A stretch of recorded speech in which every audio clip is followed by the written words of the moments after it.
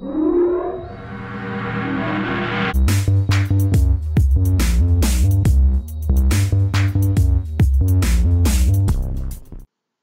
everybody, welcome back to my channel. I'm going to talk about another case today. I don't know if you guys have heard about this guy named Lynn Keel. There was a manhunt out for him actually on, there was a warrant out for his arrest for first-degree murder of his wife. He's from North Carolina. They captured him today in Arizona. He was arrested outside of Tucson, Arizona, following a traffic stop. They're charging him with first-degree murder. He had a bunch of Wells Fargo receipts and a large sum of money with him, and he was taken to Pima County Jail in Tucson. His full name is Rexford Lynn Keel. He's 57 years old. He goes by Lynn, and he is being charged with first-degree murder of his 38-year-old wife, Diana Alejandro Keel, and a possible connection in the death of his first wife, Bess. So Diana and Lynn were living in North Carolina, and they're actually living in the same house that he lived in with his first wife, and in the same house that his first wife died, actually. But so the body, she was missing. Her daughter reported her missing on March 7th, and her body was found on March 12th. So it was discovered by a state transportation worker. It was discovered in the woods in Edgecombe County on Polk's Hole Road on March 12th. It was about 30 miles away from their home. So she was first reported missing by her 18-year-old daughter on March 7th. And then her husband told investigators he last seen her leaving their Nashville home with some friends on March 8th. So that's kind of weird, her daughter reported her missing on the 7th, but her husband's saying, "Oh no, I saw her on the 8th. She was leaving the house with some friends." So Lynn was questioned by police that day, but was later released.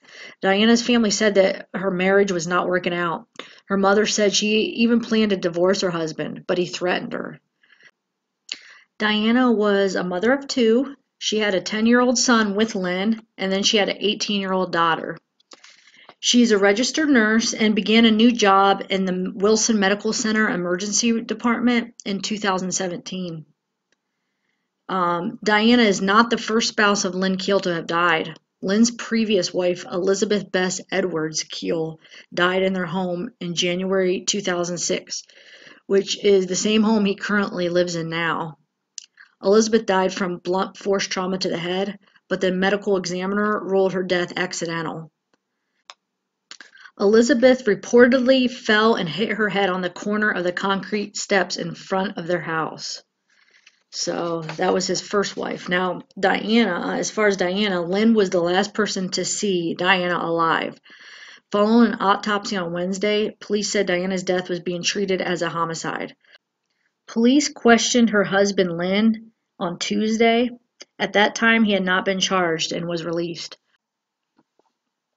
Investigators are also taking a second look at the death of Keel's first wife, Elizabeth Edward Keel, who died in 2006 at the same home Keel lives in today. The 2006 death was at the time ruled an accident by the medical examiner office. An autopsy indicated she died after falling and striking her forehead on the corner of the concrete steps at the front of the home. Detectives are working with the FBI and other local agencies to investigate the deaths of both women. So Taryn Edwards, one of Diana Keel's best friends for 10 years, they met in 2009 when they were both attending Mamayer Baptist Church. Edwards said Lynn Keel didn't like their friendship because she encouraged his wife to be independent. Taryn said she was helping Diana plan to leave her husband before he put a stop to their friendship. Looking back, she said she never felt right when Lynn was around. She said the vibe was always tense when he was around. Despite conversations about increasing unhappiness, Taryn said Diana never indicated that she was fearful of being physically harmed by her husband. Diane's friends and family say that she had been trying to leave her husband, but he would not let her. He was controlling of his wife and wouldn't let her be alone with anyone for extended periods of time, says Taryn, who also accused Lynn of verbal and emotional abuse. Diane's mother said her daughter was trying to get a divorce from Lynn and had already met with an attorney. She said years ago her daughter wanted to separate from Lynn, but she couldn't because he threatened her. Lynn Keel has worked as a real estate broker. He has been arrested in the past on traffic charges, including reckless driving. Lynn was brought in for questioning by Nash County Sheriff's Office after his wife's body was found on Tuesday, March 12th. Lynn was very cooperative with the investigators and was released. Authorities said there are persons of interest in the case along with Keel, but other potential suspects have not been named. Investigators seized evidence from the Keel's home on Old County Home Road in Nashville. Diana Keel was reported missing on March 7th by her 18-year-old daughter. The sheriff's office said they don't know why Lynn Keel did not report her missing. He told investigators he had last seen her on Friday, March 8th, when questioned on March 9th. He said she leaves from time to time and will stay gone a couple days. The sheriff said Keel appeared to be surprised when he learned his wife's body had been found. Diana had also not reported to work for several days, her employer at a local hospital said. Her car was still parked at her Nashville home, and her cell phone and credit cards had not been used. In the days before Diana's body was found, Nash County Sheriff Keith Stone told reporters, "There's been no use of her cell phone. We've reached out, tried to call her several times, and can't get anything." Stone said the body was decomposed and foul play was suspected from the beginning. Stone said there was a domestic issue between Lynn and Diana about a year ago, but there has been nothing lately that has been reported on. He said the previous incidents were small domestic issues and communication problems. Diana's employer said she never missed work, and her family said she would keep in touch, talking to family members quite often, everyday texting, communicating, FaceTiming, and then all of a sudden it stops. Her and Lynn have a 10-year-old son together. The boy is staying with his grandparents. Diana's 18-year-old daughter, Laura, is a student at UNC Wilmington. She posted this on Twitter on March 10th. "This is insane. You see this happen to everyone else and you don't think it's ever going to happen to you. You guys, my mom is missing. If you see or hear anything, please, please let me know. And please, please retweet this. Help me get the word out. Thank you." Sheriff Stone said, "I've heard nobody that knew her had anything negative to say about this woman." On March 3rd, 2019, in one of the only a handful of tweets on her Twitter account, Diana Keel wrote, "So long, sadness. Happiness has replaced you." Lynn Keel's first wife, Elizabeth Bess Edwards Keel, died at the age 42 at their home in Nash County. She was born on January 25, 1963 in Nash County, the daughter of the late William Creth Edwards and Mary Elizabeth Hinton Edwards.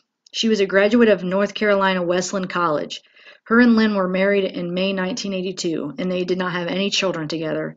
It was reported that Bess Keel fell and hit her head on the concrete steps.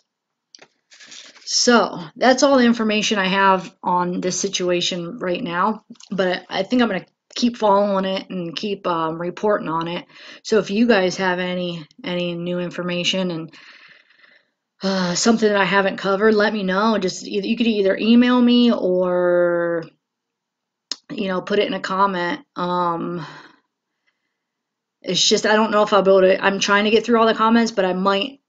Chances are I don't know if I'll be able to read every single comment. So maybe if you do have some important information that you want me to know, then just give me an email, because I'll most likely be able to for sure get back with the email. On the comments, I try to get back with everybody, but sometimes I can't get everybody back.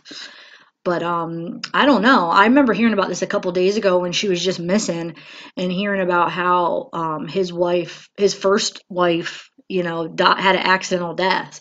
And that's the first thing I thought of. Whoa, there's something going on here. Like he's involved in both of these deaths. So yeah, it's so sad. I don't know. I mean, we'll see as the case unfolds and more details and more evidence. I'll keep you updated on that. I think also I'm gonna start researching the another case, Darlie Routier. So I don't even know if hopefully I'm saying that last name right. Darlie Routier. Yeah, I think that's how you say it. There's been a couple requests actually. And I just want to give a shout out to Vicky. She sent me the sweetest email And she's the one that actually recommended one of the persons that recommended maybe covering Darlie Routier.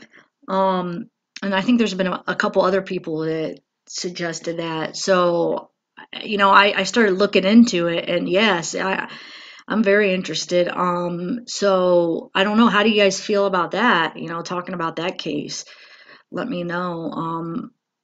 Maybe this week me and Randy could start talking about that case. If not this week, next week. But I mean, we're still going to cover more Chris Watts because I feel like there's still more to be covered, more to be analyzed as far as on his interview, and we still haven't even finished that part 2 with me and Randy on Chris and Ronnie. Well, the first Chris confession, we still have to finish reading through that. And I didn't even go over like NK's interview, read through. So we still have a lot, I feel like a lot more to cover with the Chris Watts case. But I'm going to start putting out a video here and there of different cases. So I'm going to follow this Lynn Keel, and then I want to start, like I said, covering that Darlie Routier. I'm just started kind of doing research on that when was that? Last night actually. So yeah, so I just, like I said, I want to give a shout out to Vicky Holland. She's the one that suggested to check out that case. So I'm glad you did. I'm so glad you did, because I feel like there's a lot to talk about on that case. And I just saw like there's new evidence. There's that bloody fingerprint that they just found. I don't know. Yeah, there's some new things going on with that case. So it's a good time to maybe start discussing that. So hopefully you guys are all down for that. Just let me know, how you feel about starting to cover that case in the comments if you guys like that idea. Like I said, I'll still be doing Chris Watts, but I want to do another case while we're still covering Chris Watts. So, okay, guys. Well, yeah. So this Lynn Keel, though, I mean, what do you guys think about that? I know there's not much to talk about yet. So, they just caught him today in Arizona.